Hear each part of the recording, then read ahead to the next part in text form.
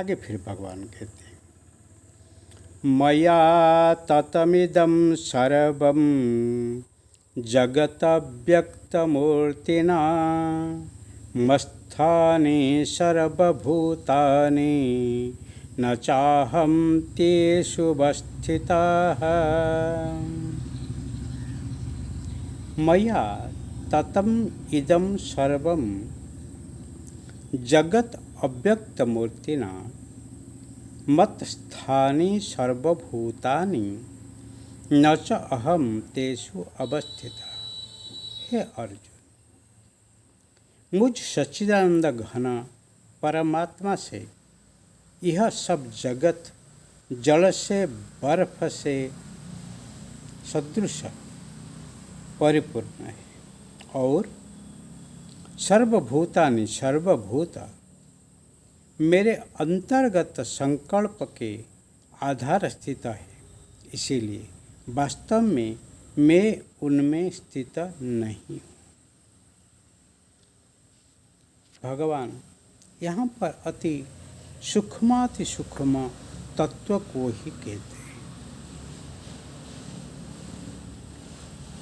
मुझ सच्चिदानंद घन परमात्मा से यह सब जगत परिपूर्ण है।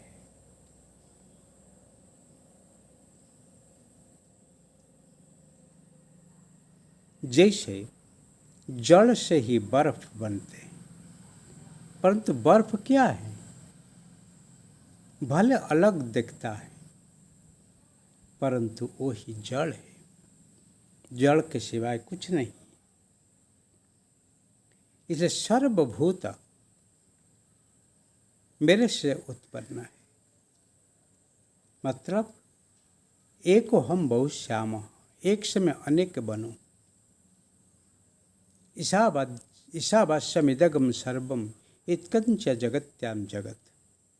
ईश्वर सर्वव्यापक है। जगत में जो छोटे से शुरू करके बड़े तक सब ही ईश्वर है। इसीलिए इसी जगत में ही कण कण में ईश्वर ही परिपूर्ण है। उसको देखने के लिए अपनी दृष्टि को सुधारनी चाहिए। अपनी दृष्टि को जो ही सुधार लेते हैं वो कण कण में ही ईश्वर को देखते हैं। ये सर्वभूत मेरे अंतर्गत संकल्प के आधार स्थित है।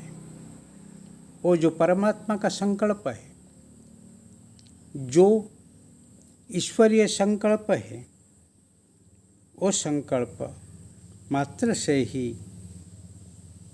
सर्जन होते हैं। इसीलिए मैं उनमें स्थित नहीं हूँ। और वो कहते हैं वो संकल्प से ही व्याप्त है, परंतु वो ही अलग रहते हैं, स्वतंत्र रहते हैं।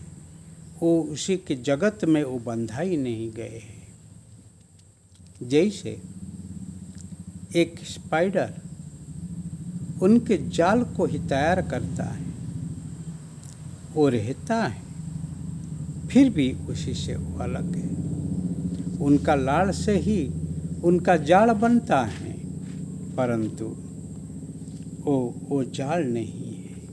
इसलिए इसी जगत में जो सर्जन है, जो सृष्टि है, जो माया से व्याप्त है, वो ही ईश्वर से ही सर्जित है, परंतु ईश्वर उसमें बंधित नहीं है, वो स्वतंत्र है।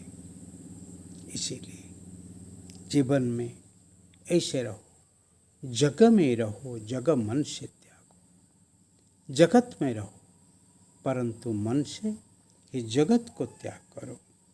इसी से ही आपका जीवन सुंदर आनंदमय होने वाला है। परंतु जगत में रहते हुए ही जगत की चिंतन करते करते फिर आप चिंता में आके ही आपका अनर्थ ही करते हैं।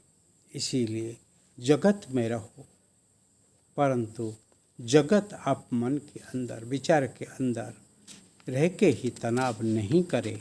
इसीलिए सतत प्रयास लो, और जो ही ऐसे करते हैं वो ही निश्चित ही आनंद में रहते हैं। जीवन में कुछ पाना हो तो निर्लिप्त होके